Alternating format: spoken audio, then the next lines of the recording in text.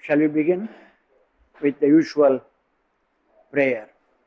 Shruti Smriti Puranana Alayam Karunalayam Namami Bhagavat Pada Shankaram Lokasankaram Sadasiva Samarambam Shankaracharya Madhyamam Asmadacharya Priyantam Vande Guru Paramparam.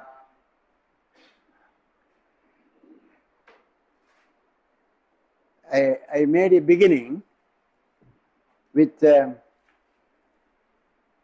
pramana called Upamana.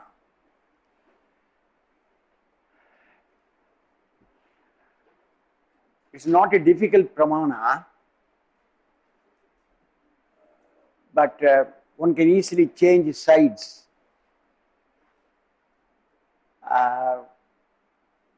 As the positions of the schools are a little vague. It is not therefore surprising that the way the Nyaya explains this pramana, though coming closer to Advaita, still different from Advaita.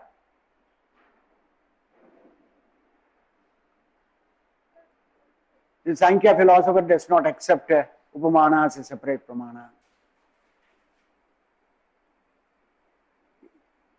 It looks like just a perception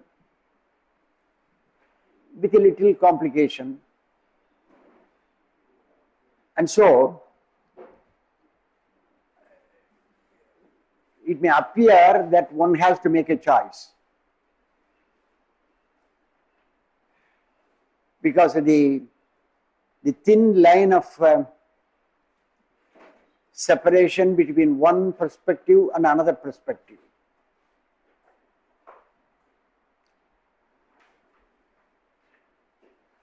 And very often, as you might have seen so far, the examples, the stories that are given almost are the same. Now, Upamana as a pramana, we claim, gives us the knowledge of the similarity between two things. It gives us Sad-darsanas. And that is a Sad-darsya Prama. What is called Upamana. We just follow the problem. Let me repeat the story. We know the cow at home.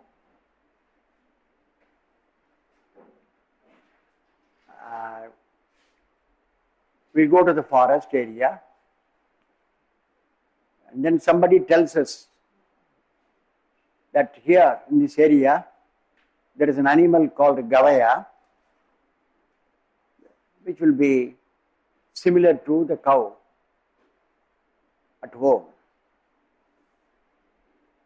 You must always remember that when we use the term similar, it is not in the sense of identity. When I say that A is similar to B, that means there are points of similarity between A and B, which does not mean that A is identical with B.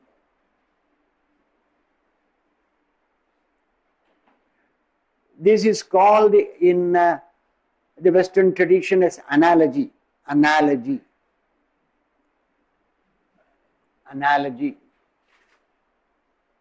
Now, the reason why I mentioned this is to show that when we talk about similarity between the cow at home and the Gavaya that we see in the forest area, it does not mean that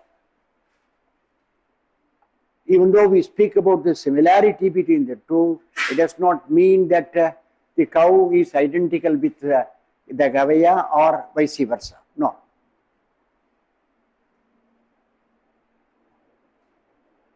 In spite of similarity, there will be points of difference between the two. That is also the nature of an analogy, the argument from analogy. Similarity or analogy in essential respects, but there are still differences. So, the psychological process, the mental process through which we go through before arriving at the conclusion is like this. Now we see the Gavaya in the forest. We have identified that, and we note certain features which resemble those that we have seen in the cow at home.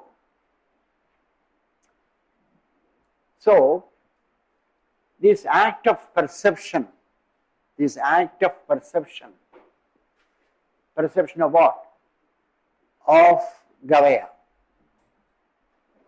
This act of perception of Gavaya in that area, forest area, noting its features, revives our memory. Memory of what? Of the cow at home, and we begin to mentally compare the similarity between the Gavaya which I see now in front of me and the cow at home. So memory has placed its part. Perception, then the work for memory, the revival of memory, and then the cow comes into the picture. I am able to compare the similarity between the Gavaya and the cow at home. It will not take for the mental process to work out. It functions very fast usually. Then as a third step in this psychological process, the third step, I want to make a judgment, statement about the cow at home. The third, there I make a statement. The statement is, the cow at home, that is my statement has cow as a subject of the statement, proposition. The cow at home is similar to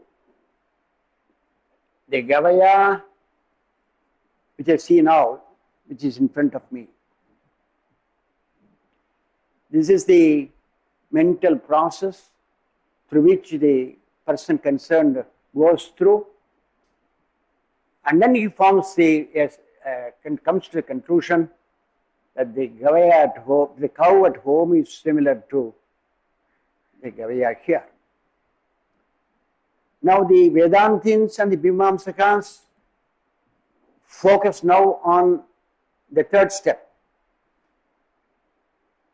These are the steps we have gone through. The situation has been given here. Now the question that is asked by the Vedantin, the Mimamsakas is, how is it you are able to arrive at this statement? You are not seeing the cow, you are seeing only the Gavaya here, but you make a statement about the cow at home. You say, the cow at home is similar to the Gavaya here. Their argument is that this statement is not the basis of perception. Because when you talk about an act of perception, the object that is perceived should be in front of you, should be at a reasonable distance, as a reasonable, perceptible distance, and you must perceive that one. But the cow is at home, I can't see that one.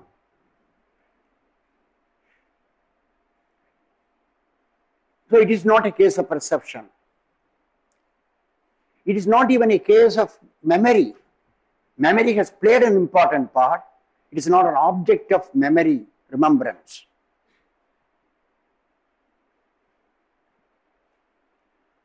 I don't claim that it is an act of remembrance, memory.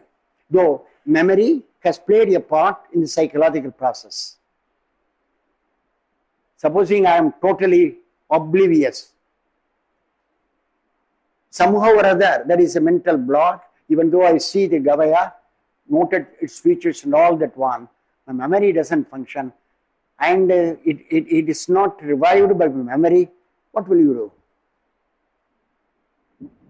You know, you cannot have any knowledge of similarity.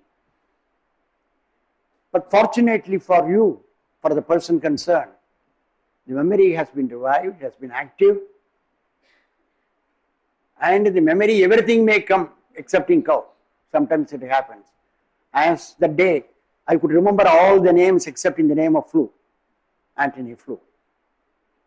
I know that the more I struggle, that more will be the difficulty I will have. I left it, later on automatically, oh, it is Antony Flu. So, it is not a case of perception.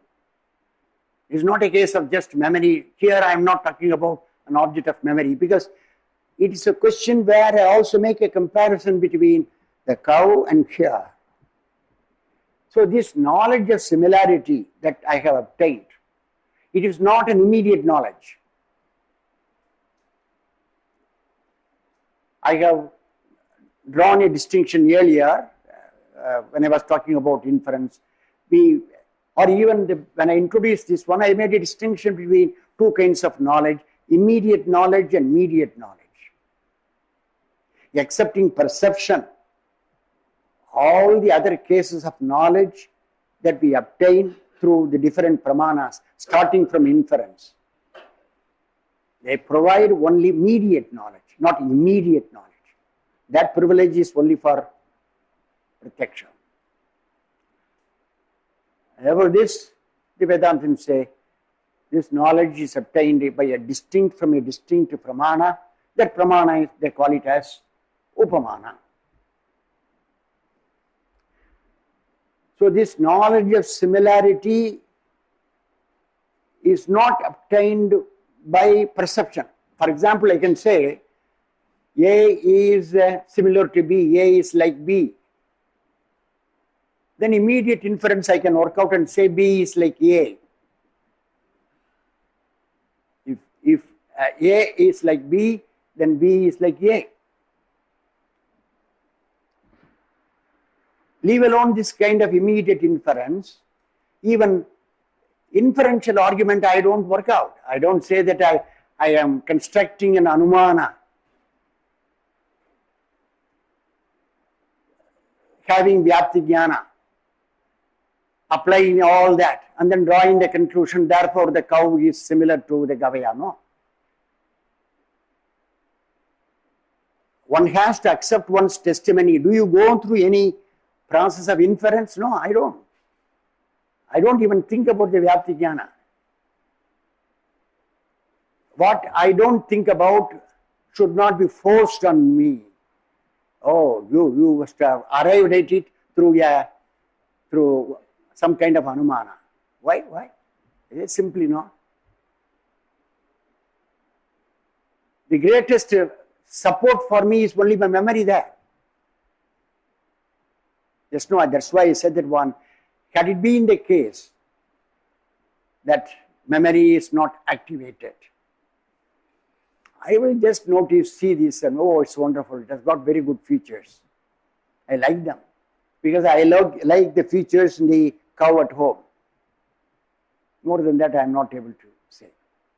But my memory, that's why I said that one, the process, perception, memory, and then you formulate a statement.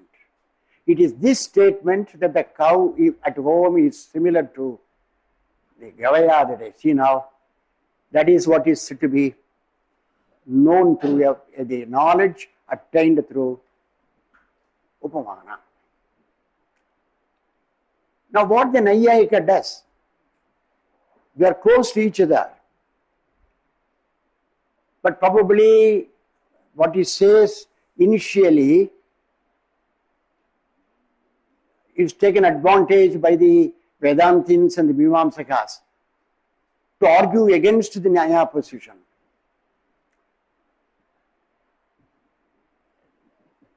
He is a Nayayika, therefore he says that a person manages to obtain,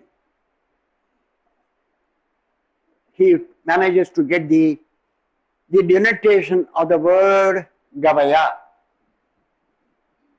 Sometimes we are looking at the dictionary as when we want to find out the meaning of one particular word, some other word may be there. We may be interested for some time. Sometimes it so happens we forgot the original word for which we wanted to find the meaning. We'll close it, we are not, then we will come back. It happens quite often. Your attention is drawn by some other interesting words by you. So you got the word Gavaya, and instead of the forester, now let's say the lexicon. And then the Gavaya, every word will have both denotation and connotation. Denotation means pointing to an object, pointing to a thing, denoting a thing. The word table denotes this object. You should not say connote. The word table means an article of furniture of such and such a description you can give. When you want to draw attention to the meaning aspect of a word, connotation, C-O-N, N-O-T-A, T-I-O-N.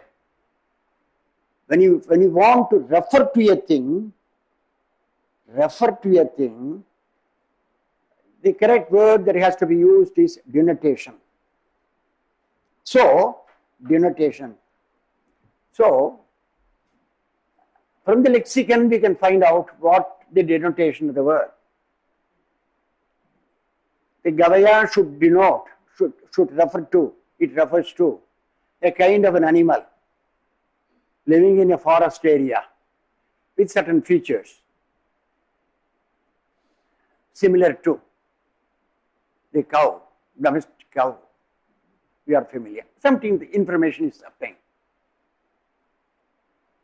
With that information, the person goes to the forest area, sees this Gavaya, and then, oh, he is surprised and then says, oh, this is the animal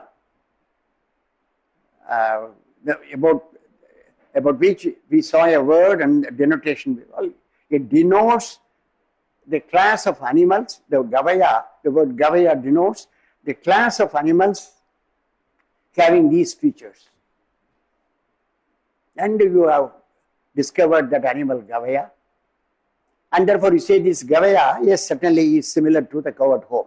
So, the Nayayika is presumably making I say presumably, I'm not sure, presumably making a statement with a cow, with the Gavaya as the subject of the statement. Gavaya. You know, there is all the difference between two statements in which Gavaya is a subject term and the cow is a subject term. Subject term is the subject term. It is given the place of the subject term. What is talked about is the subject term. What you talk about it is the predicate term. Now, the Gavaya here in front of me is similar to the cow at home. That is Nayayika's final statement, whereas the Mimamsas and the Vedanta say the cow at home, which is not to be seen now, because I am in the forest area, the cow at home is similar to the Gavaya here. Now, which position do you vote for? The Nayayika. In my position, the Vedantins.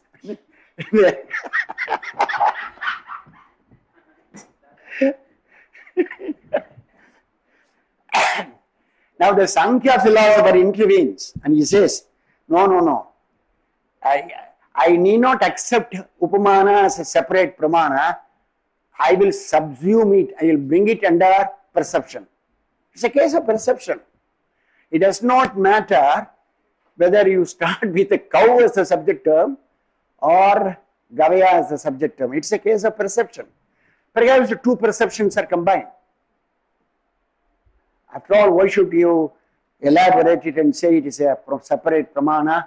The Nyayikas give one version and the Mimamsakas, Advaitins give another, Vedantins another version. It's a case of perception. You go and perceive this animal and you note the similarity it has to the cow at home. It doesn't matter whether you say the Gavaya is similar to the cow or the cow is similar to the Gavaya. The matter ends. Why do you say it is a separate pramana? That's why I said that one, because he came yesterday and then saw there is a shortcoming in the argument. Now it all depends upon the way, that's why I said that one sometimes. A very bad case in the court of law can be won, provided the way it is presented to the satisfaction of the judge. And we don't have a very strong point. The Mimamsakas and the Vedantins, it seems to me, they do not have a very strong point against the Nyayika. In other cases they do. That is Upamana. Now I don't propose to ask any opinion from you, because there will be as many opinions, views as there are participants here. Probably you may join together, group together, maybe many views will emerge. This is the pramana. I have done it again because I did some rehearsal. I can do it symbolically. I mean, better than the symbolic example, the concrete example is better. I can't imagine a concrete example like the rope snake, like the fire, smoke. They have got stock examples. Devadatta. If you want, you can exchange Devadatta into Vishnudatta. Same thing. May I proceed, or you still want to seek some clarifications?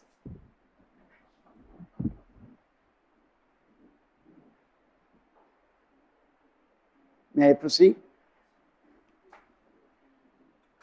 Not an important issue. Have you got anything? Forget your name. Yes. Yeah. See, the way I understood this pramana is that purpose is to know about the Gavaya, not about the cow back home. And this was just a similarity given so that I understand the Gavaya, not the cow. Cow anyway I know. So I will go with Nyayika's position that I want to know Gavaya, not the cow. Anyway I see everywhere. Yeah. As I said that I have so much of difficulty here. Imagine the difficulty I must have had when I teach it from the MA class students. Very difficult sometimes. A couple of students may understand, but the receptivity will be a problem for me. I can just force and say this is the view. But sometimes I should feel convinced. I should not be a Russell and say doesn't matter. Remember the story? Russell's story I tell. Oh, yeah, he went to the argument to prove, with the resolve that he will prove the non-existence of God. He constructed many arguments. He did not succeed. He came out of the classroom after some time, after 1 hour. And then he told his colleagues, it doesn't matter, I wanted to have a set of arguments to show that God, you cannot prove the existence of God. It doesn't matter. What does it matter? Next day I will make another attempt and say, he can construct arguments for the existence of God. It doesn't matter. Now I will move. This is a verbal testimony, Shabda. And according to the Nyayika, the verbal testimony It is a testimony or the word uttered by an apta. Who is an apta? Well, it may be, many persons may be apta, human, divine. So they talk about, the Nayayikas talk about verbal testimony as Shabda Pramana, as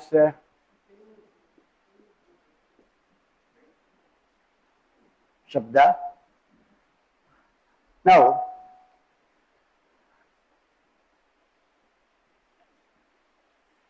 so the word uttered by an apta, a trustworthy person, gives you an information which has got the status of knowledge. It's not just information which must be deemed as knowledge. Now, first of all, according to Nyaya, this Shabda Pramana, we can divide it into two. On the basis of the content or the Vishaya that is revealed, conveyed by the Shabda Pramana. The point of reference is to the content. Vishaya. What is the nature of the content? So they say there are two kinds, the Shabda Pramana, Drishtartha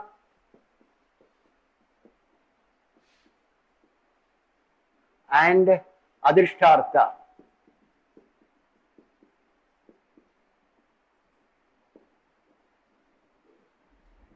Drishtartha and Adrishtartha.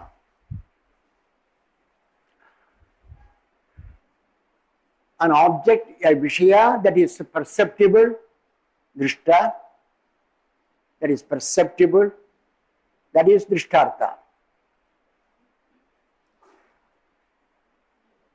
Sometimes Shabda Pramana plays an important role. I'm coming in my two-wheeler and I want to get into CIF. I come here almost, so I ask somebody whether I go straight or left. I did not notice the bow, big bow, sign bow. And then they say, says, go this way, turn to the right and then go inside. It will take you to the CIF. And I find a place here. So what is a matter of easy experience here itself? Something that is drishta, that is perceptible, that is conveyed by this Shabda. So the content here is something that is drishta. We have got classical examples. Somebody, a traveler, he wants to eat something and drink water. Nadyastire, palani santi. Go to the river bed. Well, you can drink water and then also there are fruits to eat. Familiar example. He just tells you, go. You can pluck mangoes there. It is God's mangoes, nobody's. So, Drishtartha. A content conveyed by Shabda which is not perceptible here, which cannot be seen here, but which relates to something which is super empirical, then that is said to be Adrishtartha, Adrishta. Supposing even the Apta gives information, something about heaven and other things, you can believe in him, you can accept him, but the information is such that it relates to something that is not a terrestrial, super terrestrial, it's somewhere, not in this earth. Then we say it's Adrishtartha. Well, we are guided, but even Shastras may guide us. Well, you do this.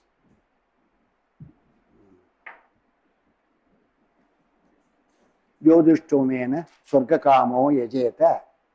You do this Jyodhishtoma Yaga. You are fond of Swarga, you can attain that one. It is an Adrishtartha. Swarga is Adrishtartha. Our Apta, the Vedic text tells us that this is the means to that end. Yeah.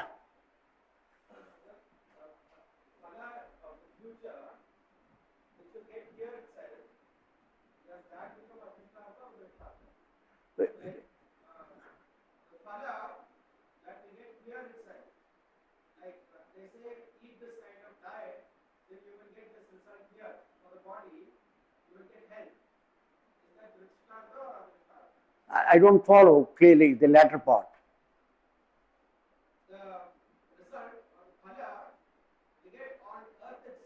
Here itself. Even there you can make such a distinction. I just change the words drishtapala and adrishtapala. Supposing you are hungry and you eat food, your hunger is satisfied immediately, even as you are eating one morsel, second morsel, third morsel of food. You find that there is some satisfaction. Your hunger is getting freed. You don't have to wait till the end. And I can also give an example. Well, you plant the coconut tree. It will take 3 years, let us say, short yielding one, or 6 years or 7 years. You have to wait for that. I can't convince you subtly it will grow into such a big tree and then it will bear fruits and all that one. You have to wait for several years. I will call it also as adrishtapala. Now, it is not in that very restricted sense that the term now is used, drishtartha and adrishtartha. Something that cannot be attained in this life, like swarga. I don't think that anybody can attain swarga here. I don't think so. I can say, well, if you go to Prasanthi Nilayam, Baba says very often, make your own home Prasanthi Nilayam. It's a very good ideal. I say that my home Shobala is a swarga for me and for others.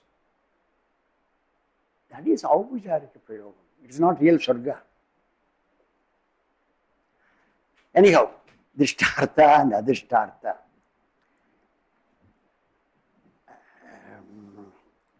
Then there is a second classification also given by the Nyaya, that is Laukika Shabda and Alaukika Shabda. Laukika and Alaukika. This is quite familiar to us. And here it is not with regard to the content or the object, but with regard to the source. We are concerned with the source. What is the source? Is it Laukika source? A human being who is an apta, who is conveying the message. A human being who is an apta, a trustworthy, is conveying the message. Then Laukika. And it is not the human being, but it is the Veda. It is a scriptural text that conveys some information to me. It is Alaukika. The source is Alaukika. So, the division, the twofold division is based upon this principle, whether it relates to the object that is conveyed or you are concerned with the source from which the information comes.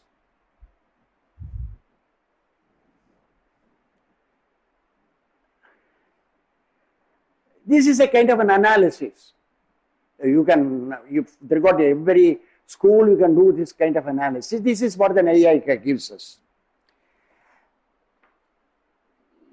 So Shabda is there. But I now propose to get into how we are able to construe the meaning. There is a sentence, be it Laukika or Alaukika. We are now more concerned with the Laukika statements or ordinary statements and how to construe the meaning of a sentence. A Vakya is there. How are we to construe? I just want to inform you by way of general information In our tradition, all the acharyas, all of them, when they are concerned with the text, and that is also useful to us in our day-to-day life, whenever we have to analyze any text.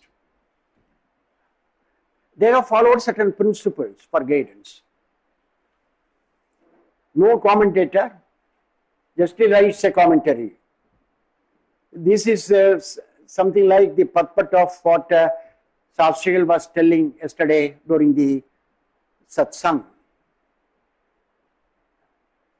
We would like to know whether any textual authority is there for any claim that somebody makes. Not claim with regard to what kind of food that we are going to get today, not with regard to that type of issues. When we are concerned with various philosophical problems, the text has got something to say, even with regard to our day-to-day life. How we have to manage the situation, how we have to conduct ourselves, how we have to manage our own being. It has got a lot of information to say. That's why profusely he quotes from the Upanishadic texts, from allied texts, and also from the Puranas. And the purpose is to show that there is a way in which we have to handle the text. Shankara, before he writes his commentary on the Taittiriya Upanishad, he says that even before him, there have been commentators on the Upanishad. He is not the first commentator, he says, he claims. They have followed a certain methodology. I am only going to follow the same methodology of my predecessors. What did they do? He says, Pada, Vakya, Pramanataha. I care for the Pada. I pay attention to the Vakya. I also pay attention to the logic, the Tarka, Pramana. Pada means a word. But it's something deeper here. Vakya means a sentence. And Pramana, just Pramana, but something. Pramana here stands for Tarkasastra.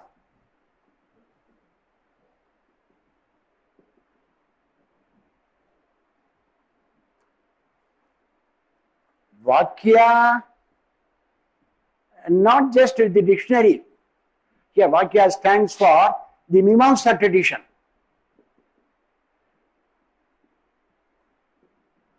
Pada, grammar, Vyakarana.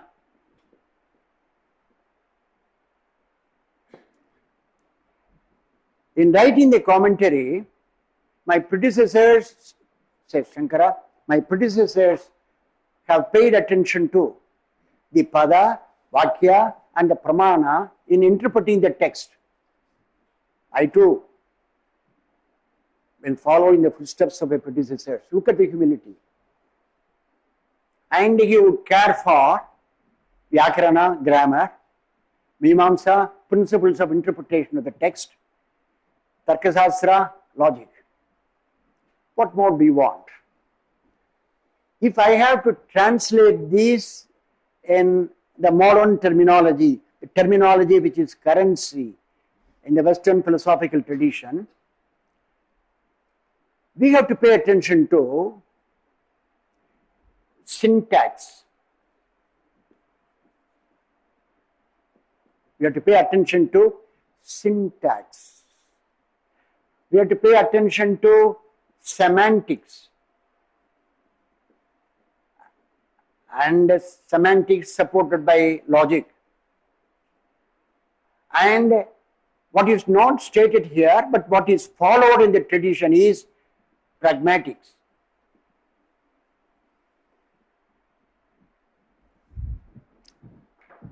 It automatically follows.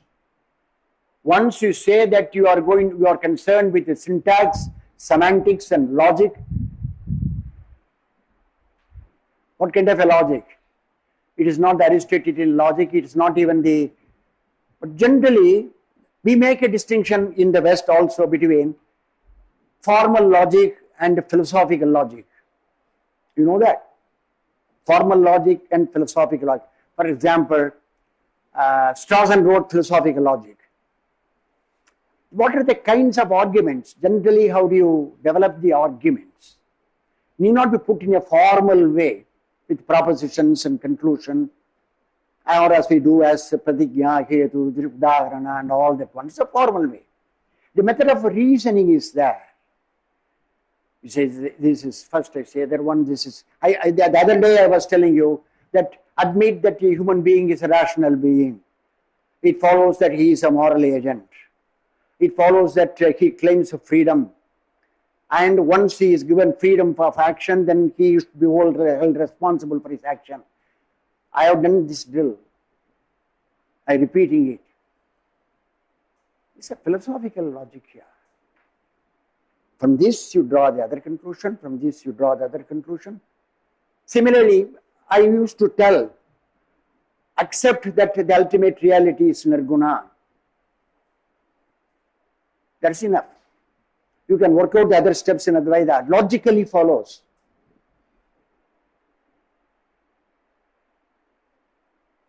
Whatever be the arguments that you are going to give, can start with the initial statement. The supreme reality is free from qualities, specifications, attributes and so on. That is the philosophical logic.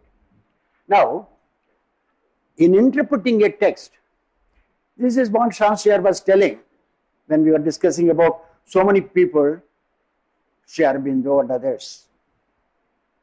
I assure you once again, no, we don't mean any ill will. When Ramanuja deconstructs Advaita, he doesn't mean any ill will against Advaita. He is doing the work of a philosopher.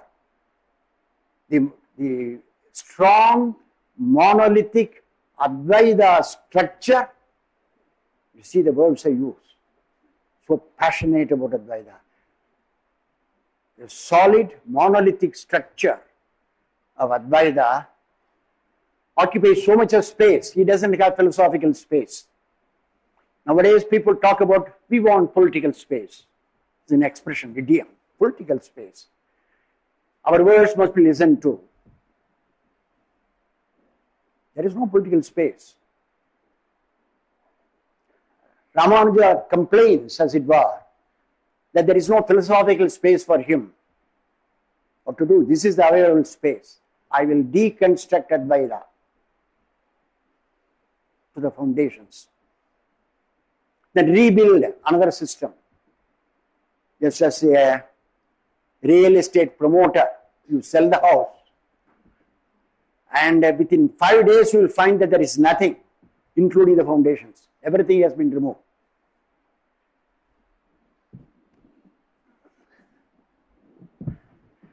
Ramanuja has wonderfully constructed his mansion, deconstructing Advaita. So it is not only by Derrida that there is deconstruction. In the Indian tradition, there are also Derridas. Sri Aurobindo did it in one way, but not a solid way. A year before Sri Aurobindo, Ramanuja did that one.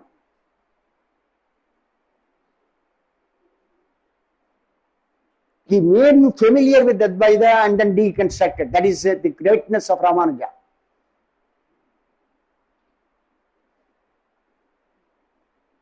Lagu Purvapaksha, like wrestlers warming up in the ring. Lagu Purvapaksha, minor objection against Advaita. Then a possible reply to be given by the Advaitin. Then Maha Purvapaksha, a major objection, and then Mahasiddhanta. He gives his Siddhanta. I was telling yesterday, but I repeat, I was telling here in the satsang. Some of you were not there. You want to have a good summary of Advaita? Don't ask the Advaitin to give a summary of Advaita. He may not be able to give correctly. In his too emotional and passionate way of doing things, he may omit important points. That's why we say that we should not become emotional. But Ramanuja, in a very cool, collected manner, is able to present the case. This is your position. Only if you say, yes, this is my position, then he will criticize. Fair criticism. And what he does is, initially he states a minor objection, and then listens to the Advaitin to reply to their objection. So initially both are ready. Then he gives a major objection, Maha Purvavaksha, and then when they give the Maha Purvavaksha, you read it. You don't have to prepare your summary. Just get the translation. Already translation is available. Thibault's translation is available. Just have you say this is the summary of Advaita. Or it's a chance to go and show to an Advaitin who has not read Sri Bhashya, will be say, no, this is an excellent summary prepared by an Advaitin. The credit goes to Ramanuja. That means in the tradition, Shankara says, I am writing this commentary and therefore as my imagination runs and therefore I give a no. Predecessors have gone ahead of me. I see the footsteps. Huh? Sri Bhashya, that is Ramanuja. His commentary on the Brahma Sutra is called Sri Bhashya.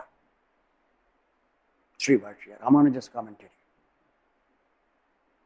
So, there, in 111, first sutra itself, you find both.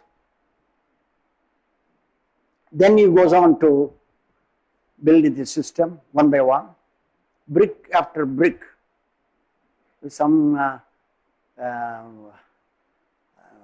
Sastrial was telling, I'm not familiar with all that, about taking bricks and one brick in the morning and another brick in the morning, evening, like that for 365 days. Oh, such a huge yagasala. We cannot even imagine such a big yagasala. But what is big for us is the way the tradition has functioned, taking care of syntax, semantics, logic, mathematics.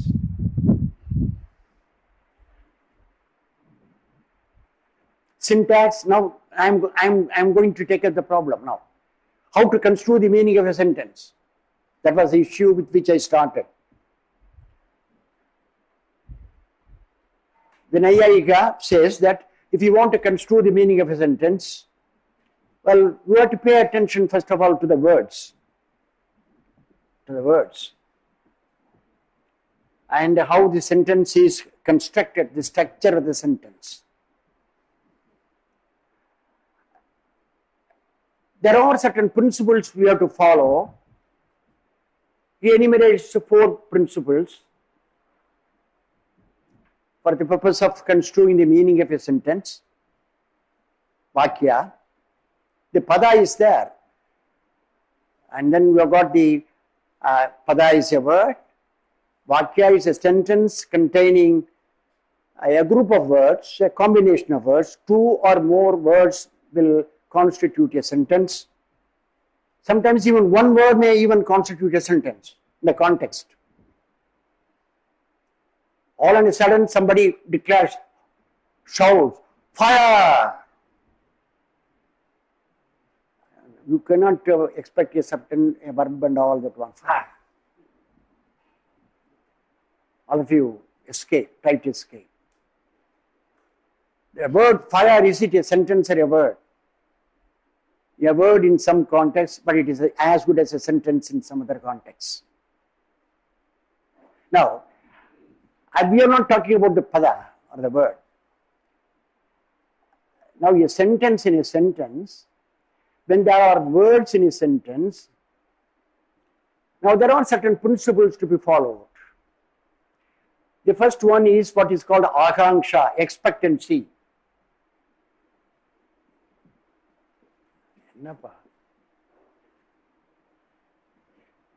For a teacher, initially, he will not know how to write on the board. Dry. He will not know because he has not handled the board. Akanksha, expectancy.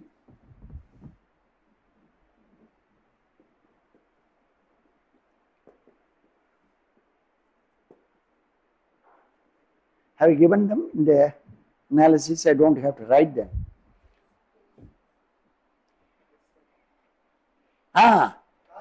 Yeah, I given. In page 6, number 10, verbal testimony, page 10, page 6, paragraph 10, verbal testimony, conditions for construing, the last third bullet, in the page, the last bullet, conditions for construing the meaning of a sentence. First is akanksha, expectancy. The second is yogyata, mutual fitness. Sannidhi or asakti, proximity. The fourth is tatparya. Look at it. Look at it. Akanksha, expectancy. The moment you write a word, the word is such that when you know the meaning of the word, you develop a sense of expectancy with regard to the next word. That's why in proofreading we are told, we are advised that don't pay attention to the meaning. You go through the word as a word. If you have difficulty, don't read from the left to the right, but from the right to the left. You will not jump. You will not jump. Because you know the meaning, you just jump. Article, next word. You already have some expectation. Oh, this must be that word. Yes, that is a word there, but without the spelling. It is a word, that is, there is no L. You are ready. You read it from the other way, from the right side of the line. Somebody said, no, don't read even that. Read from the bottom line to the top. I'm not joking, you do that. Fortunately, you are not burdened with proofreading. Because we always run through. The fast reading, the American boys. My grandson, he says that in 3 hours, one big book he has finished. They tell you the tricks. Find the keywords. How to find the keywords? Impossible for me. So that is, first condition is akanksha, expectancy. The expectancy should be fulfilled. If you put one word and the next word is not at all appropriate or justified in the context, I will stumble upon the words. You are not following the normal construction of a sentence. These are the rules for the normal construction of the sentence so that you can understand the meaning of the sentence. So, akanksha. But from the first word to the second word, there should be their expectancy. The second to the third. The expectancy is fulfilled. You can easily construe the meaning of the sentence.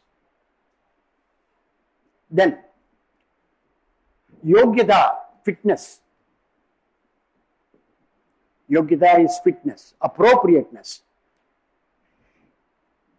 If after one word you add some other word, in the context you find that that word is not appropriate at all, it stops your reading, stops your construct of the meaning.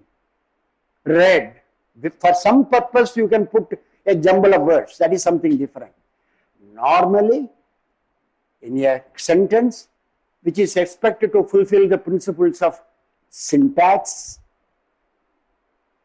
which is expected to fulfill the principles of semantics.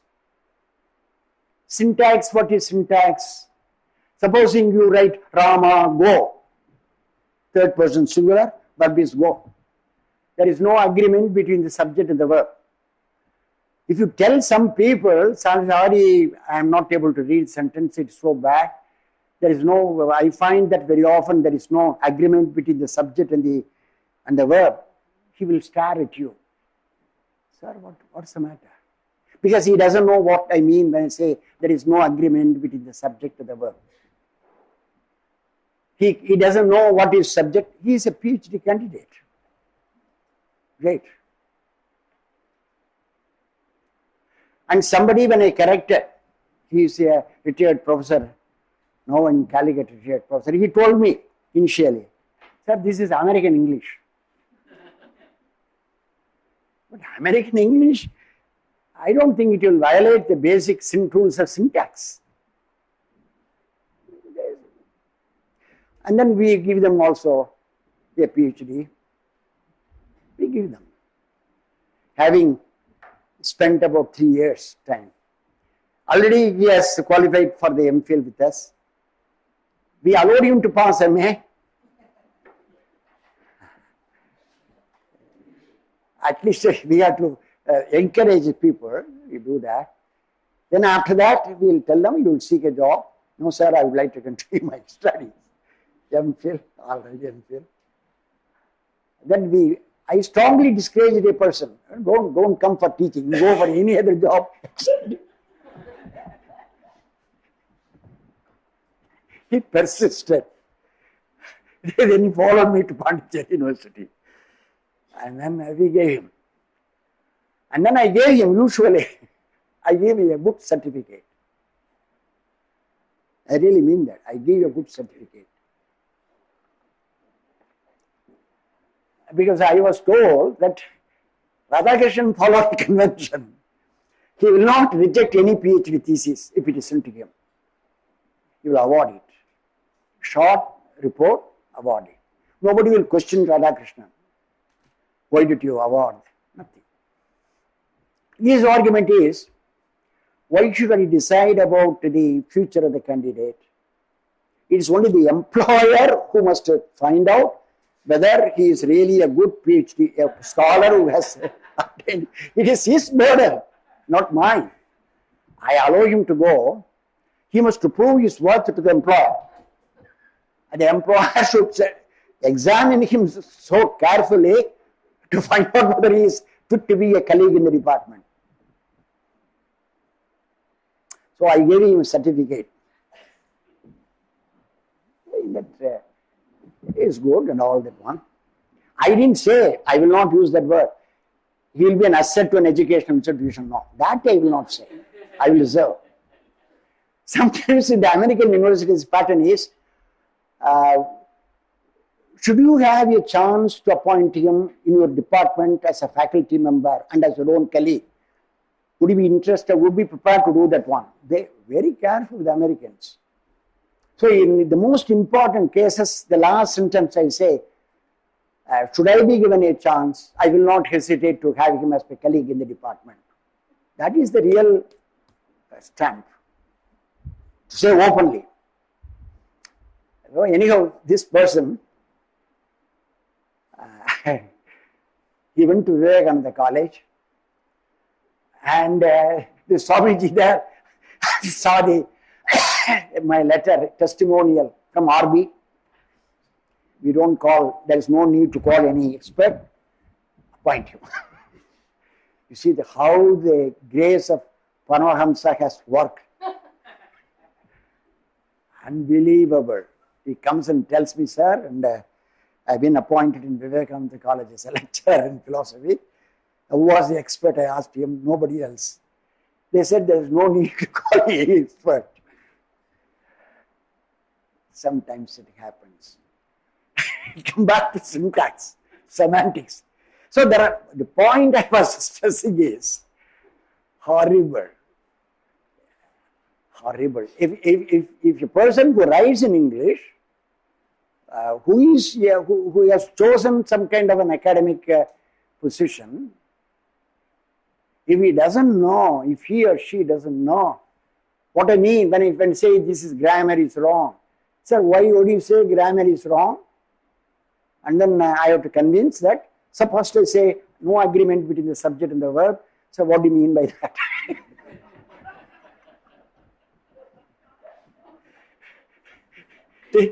The subject of is the singular, third person singular. The verb go, present tense no. Either you make it present tense goes or make it past tense, simple past tense.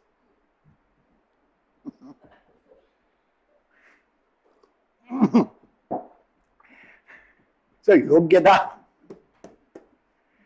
mutual fitness. There should be that fitness. And then the third is sannidhi. Sannidhi, āsakti, proximity.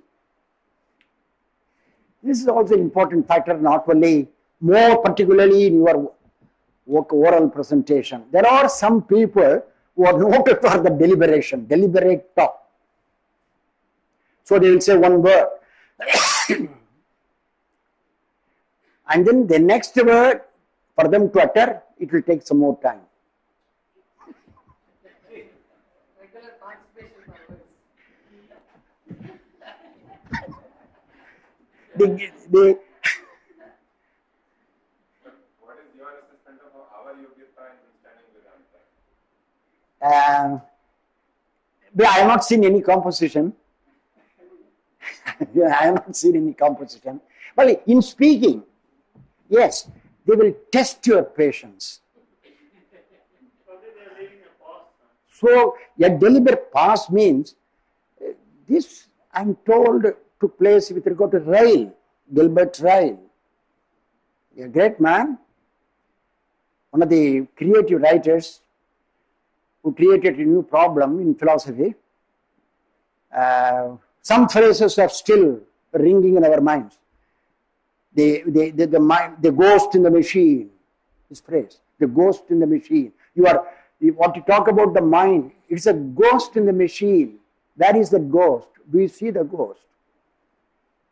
Something like that one. Category mistake. Beautiful expression. We are always guilty of category mistake, mixing one category with another category. But Gilbert Ryle, when he lectured, very difficult with the cough and pause and all that one. You feel like going away and then coming back. That is, there should be in close proximity. When you utter a word, the next word should come in close proximity so that you can construe the meaning. And then Tatparya. Tatparya, how to ascertain the Tatparya? Intention of the speaker or the writer. Intention of the speaker or the writer. From the context, you have to find out what the writer or the speaker has got to say. And the advising, well, we will come to the, or I will just to say that one. For ascertaining the Tatparya, in the case of Advaita, the meaning of the text, Shat Tatparya Lingas we talk about, six marks of intention, suggesting the intention. 6 marks.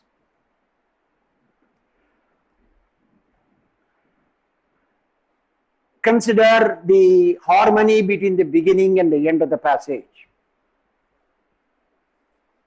Beginning Upakrama, end Upasamhara. See the harmony. Whenever we write an essay, in high schools we will be told, make an introduction, then write a conclusion, and see that what you say in the introduction, you also put it in the conclusion, so that there will be a clear understanding with regard to the teacher who is correcting your composition. It's a good training. So here, the Vedantin says, whenever you want to construe the meaning of a scriptural text, well, pay attention to the beginning very carefully. There will be indications what is going to be conveyed in that section or in that passage. Come to the conclusion, see whether they agree or not. Harmony between the beginning and the end, between the upakrama and the upasamhara. Very important. Gadamer emphasizes all that. That's why in the first day or the second day, when I talked about the commentarial tradition, I mentioned a few steps. There is a text, I shall repeat, there is a text. And the text occurs in a context. The text says something in the context. The text itself says something in the context. Not only the text, the tradition says about the text. It steps in. It allows the text to speak, and it has got something to say in the context. And then the tradition comes in and then tries to give the way in which we have to understand the text in the context. Now, this is what Gadamer says, the horizon, a background. This is one horizon. The horizon or the background is provided by the text, the context, the meaning of the text in the context, what the tradition has got to say about the text. You can't just keep aside the tradition. They constitute one whole. What Gadamer says, the horizon of the text and the tradition all put together. It's a background. Then I am the reader or the hearer. Supposing it is orally done, I am the hearer. If I am reading, I am the reader. The reader or the hearer has the horizon of his own or her own. I got a background. I try to understand that one. If you want to get a correct understanding of the text, caring for all these syntax, semantics, pragmatics, and all that one, there should be a fusion, says Gadamer, a fusion between the two horizons. The horizon of the text, it's a larger context, and the horizon of the reader or the hearer. The two horizons must blend. Otherwise, I cannot do anything with the text. I will not go back to the text because there is no fusion of my perspective, my vision, and that of the text. Now ask the question, when you read the text, do you have an open mind?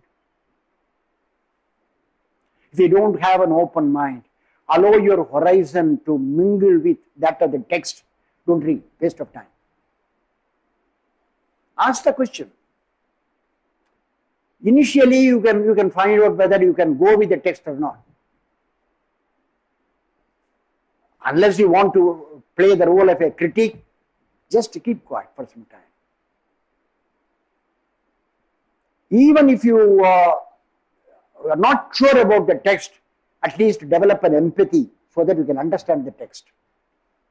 If you don't have that empathy, be one with the author, with the text, I don't think that you can understand anything. All the time your mind will be prejudiced.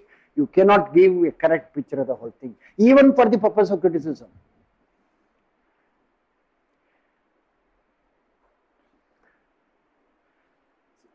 So, one should pay attention to the harmony between the beginning and the end of the passage.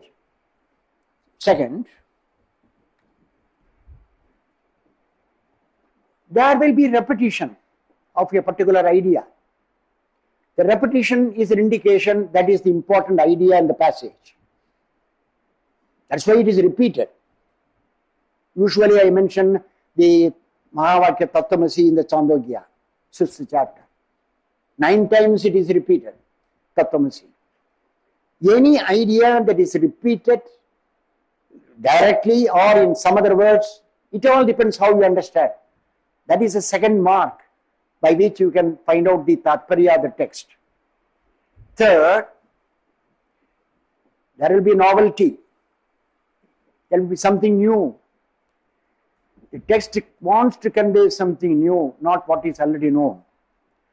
What is already known through other pramanas. There is a need for scripture.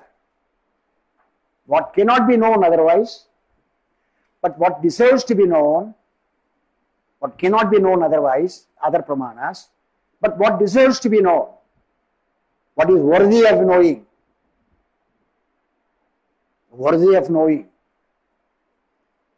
There the text will be in the gerendive usage. Sotavyaha, it is not a vidivakya, not even vidicheda. Mandana says it is a gerendive usage. It commends you, it is worthy of hearing. But literal translation, sotavyaha, to be heard, mantavyaha, to be reflected on, nidhyasiddhavyaha, to meditate upon, meditation. Whether it is vidhi or not, this is another controversy. There is a vidhi indication, but it is not vidhi. But what is it done? It is not even recommendatory of the vidhi.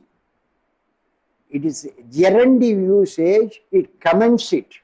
It does the work of commendation. It commends it to your attention. Here is something that is worthy of hearing, worthy of reflection, worthy of contemplation. Mandan Mishra. In English also we have gerendive usage, gerund. It looks like a participle. So, one can notice the novelty, and then that is what is called the result, the fruit, phala.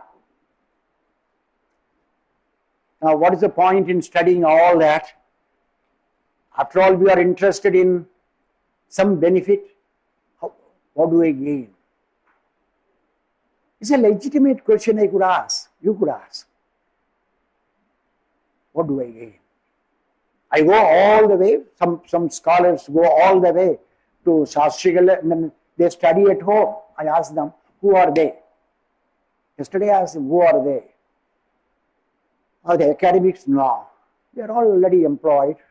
They are in the mid-age, 40s and 45. Why do they come? Just want to learn. They study some Mimamsa texts, advanced texts. They have got the background. They go home to the teacher. That is what he was telling yesterday. Why? So we ask the question, do I stand to gain? There is nothing wrong if you ask that question. If you think that you are not going to gain anything, don't go.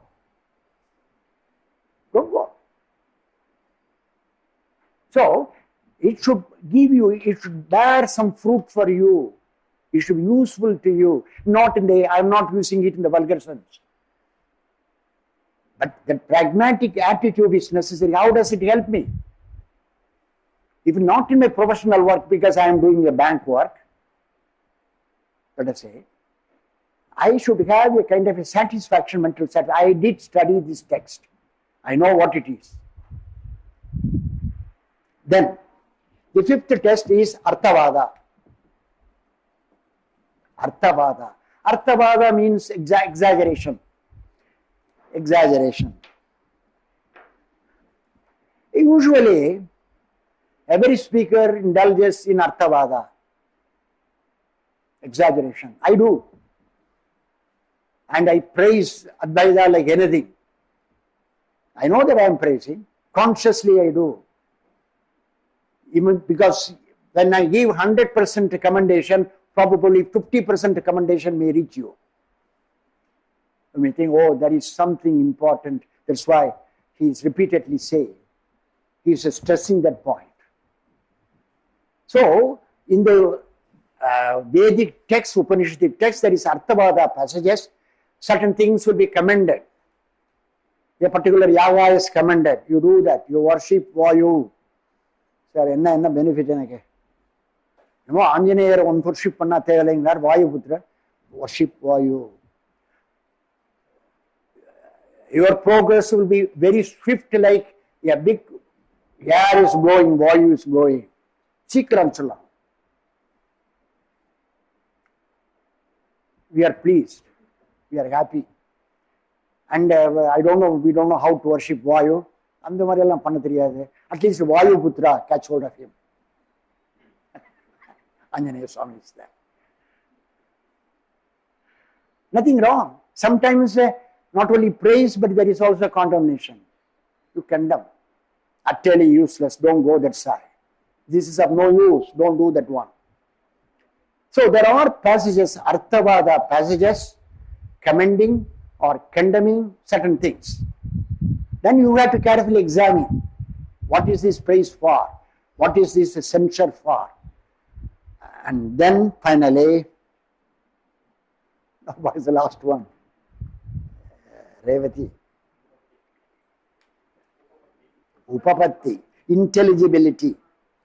Upapatti, intelligibility.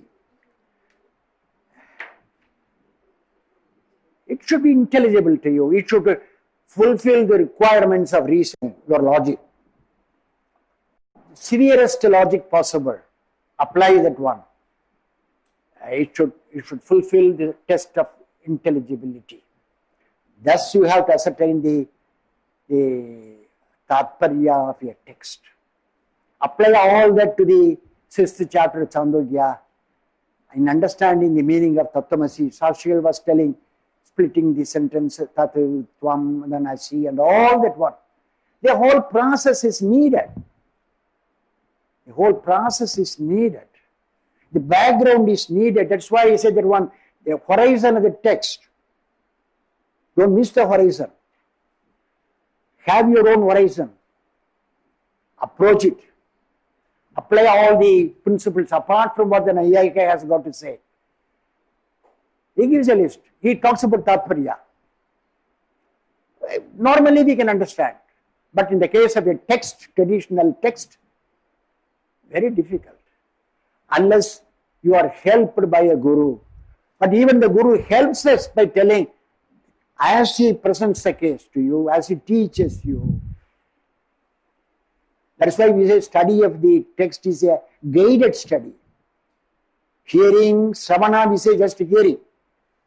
But Mahadevan and others will translate it as guided study. You study the text, hear the text under the guidance of a teacher, competent teacher. Everything is guided.